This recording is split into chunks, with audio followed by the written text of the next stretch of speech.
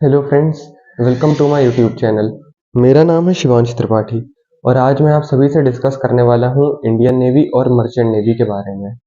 तो Indian navy जो कि हमारी कंट्री की तीन आर्म्ड फोर्सेस होती हैं, Indian air force, Indian army और इंडियन नेवी, उसी में से एक है।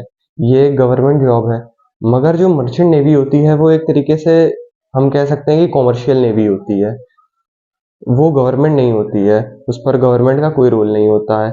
अब जैसे कि कोई दो कंट्रीज होती हैं, उनके बीच पे जैसे इंडिया में फॉर एन एग्जांपल लेदर होता है, और अगर हमें लेदर दूसरी कंट्री में पहुंचाना है तो हम सी रूट के थ्रू उस लेदर को जापान में पहुंचाएंगे या चाइना में पहुंचाएंगे। तो उस शिप में जो ऑफिसर्स होते हैं, इस काम के लिए जो ऑफिसर्स यूज होते हैं, वो मर्चेंट नेवी में होते हैं।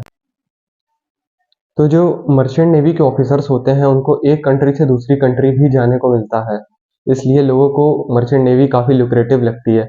मगर मेरी समझ से इंडियन नेवी मर्चेंट नेवी से बहुत बेटर है, क्योंकि यहाँ पे सारी फैसिलिटीज़ के साथ साथ यहाँ पर वो रिस्पेक्ट का टैग भी है, वो आर्म्ड फोर्सेस का टैग भी है। तो इंडियन नेवी को ज्वाइन करने के लिए हमें नॉर्मल आर्म्ड फोर्सेस के एग्ज़ाम जैसे कि एनडीए, सीडीएस और 10th के बाद भी होता है, 12th के बाद भी होता है, वैसे ज्वाइन करते हैं।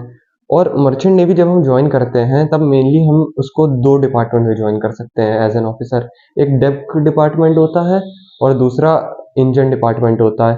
तो डेक डिपार्टमेंट वो लोग ज्वाइन कर सकते हैं जिनके पास नॉटिकल साइंस से रिलेटेड कोई डिग्री है, जैसे कि बीएससी इन नॉटिकल साइंस या फिर डिप्लोमा हो। और इंजन डिपार्टमेंट को हम तब ज्वाइन कर सकते हैं जब हमारे पास मरीन इंजीनियरिंग की डिग्री हो, हमने मरीन इंजीनियरिंग करी हो।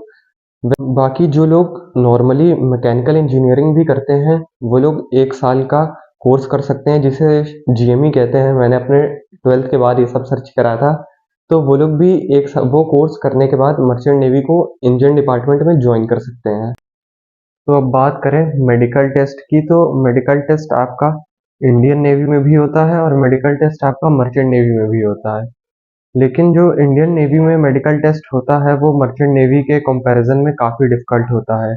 यहाँ तक कि जो इंडियन नेवी का मेडिकल एग्जामिनेशन होता है वो इंडियन एयर फोर्स और इंडियन आर्मी के कंपैरिजन में भी काफ़ी टफ होता है। सबसे ज़्यादा टफ होता है इंडियन नेवी का मेडिकल एग्जामिनेशन।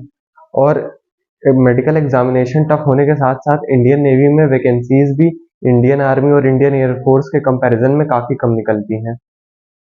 तो जैसा कि मैंने अभी कहा था कि मर्चेंट नेवी की जॉब लोगों को काफ़ी लुक्रेटिव लगती है।